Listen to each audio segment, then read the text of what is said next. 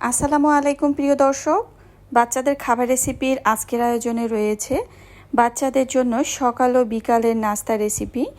এই খাবারটা যে কোনো বাচ্চারাই মজা করে খাবে, তবে 8 মাস বয়স থেকে 3 বছর বা 4 বছর বাচ্চাদের জন্য, তবে শুরুটা কিন্তু 8 মাস থেকেই হবে।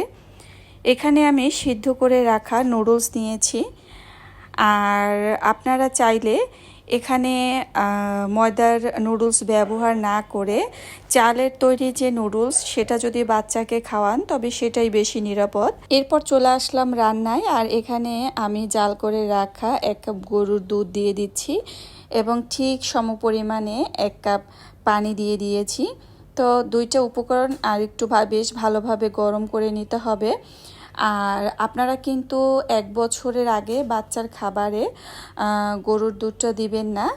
আর বাচ্চা যদি গরুর দুধ না খায় সেক্ষেত্রে আপনারা ফর্মুলা দুধটা ব্যবহার করতে পারেন, তবে রান্নার শেষে এই অবস্থায় শুধু নর্মাল পানি দিয়েই রান্নাটা করে নেবেন।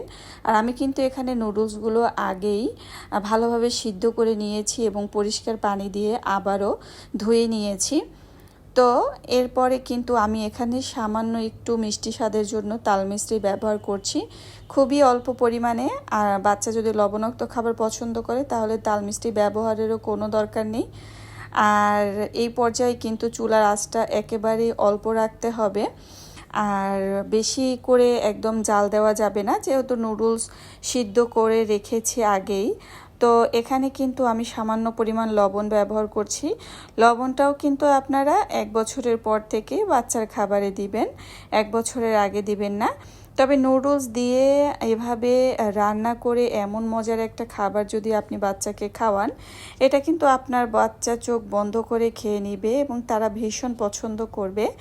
এই খাবারটা আরও বেশি পুষ্টিকর করার জন্য আর সুঘ্রাণ আনার জন্য কিন্তু এখানে আমি সামান্য পরিমাণ ঘিয়ের ব্যবহার করেছি। ঘি যেহেতু স্বাস্থ্যকর ফ্যাট, এটা বাচ্চার স্মৃতিশক্তি, ওজন 2 বাড়াতে কাজ করে। আমি কিন্তু এখানে ঢাকনা দিয়ে ঢেকে বেশ কিছু সময় রেখেছি, খুবই অল্প আঁচে। তো এখানে কিন্তু নুডলসটা একদম হয়েই গিয়েছে, দেখতে পাচ্ছেন। আর এই পর্যায়ে কিন্তু আমি চুলাটা বন্ধ করে দিব। প্রিয় দর্শক, আপনারা চাইলে এই নুডলসের সাথে সামান্য পরিমাণ সাবুদানা দিয়েও কিন্তু বাচ্চার জন্য খাবারটা তৈরি করে নিতে পারবেন। আর এই তো খাবারটা বেশ হালকা কুসুম গরম অবস্থায় আমি বাটিতে তুলে নিচ্ছি, আরও অনেকটাই ঘনত্ব হয়ে গিয়েছে। তো এরপরে বাচ্চাকে যেভাবে খাওয়াবো, আপনি চাইলে কিন্তু এভাবেও বাচ্চাকে খাওয়াতে পারেন। তবে আমি এখানে পাকা আম দিচ্ছি। আম শিশুদের জন্য খুবই পুষ্টিকর এবং দারুণ সুস্বাদু একটি ফল। এতে রয়েছে প্রচুর পরিমাণে ভিটামিন এ, ভিটামিন সি এবং ফাইবার। ভিটামিন এ শিশুদের চোখের দৃষ্টিশক্তি ভালো রাখে এবং ভিটামিন সি তাদের রোগ প্রতিরোধ ক্ষমতা বাড়ায় এবং সহজে কিন্তু বাচ্চাদের অসুস্থ হতে দেয় না। আঁশ বা ফাইবার শিশুদের হজম শক্তি ভালো রাখে, বাচ্চার কোষ্ঠকাঠিন্য সমস্যা দূর করে। এছাড়াও আম কিন্তু বাচ্চাদের মস্তিষ্কের গঠনে সহায়তা করে। আমে আছে গ্লুটামিন নামক অ্যামিনো অ্যাসিড এবং ভিটামিন বি6। এগুলো শিশুদের মস্তিষ্কের সঠিক বিকাশ ও স্মৃতিশক্তি বাড়াতে সাহায্য করে। এতে কিন্তু বাচ্চাদের রক্ত বৃদ্ধি হয়। আমে সামান্য আয়রন থাকে, যা বাচ্চার শরীরে রক্ত বাড়াতে সহায়তা করে।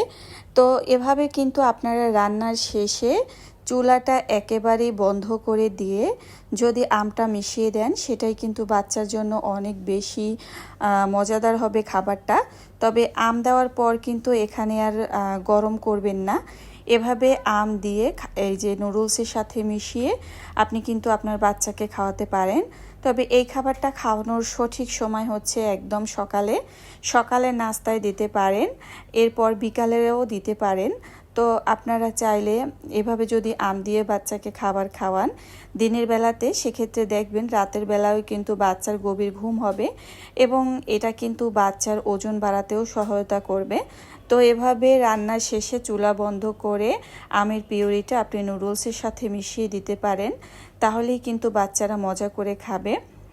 তো এই তো তৈরি হয়ে গিয়েছে বাচ্চাদের জন্য চমৎকার একটি খাবার, 8 মাস বয়স থেকে 3 বা 4 বছরের বাচ্চাদের জন্য।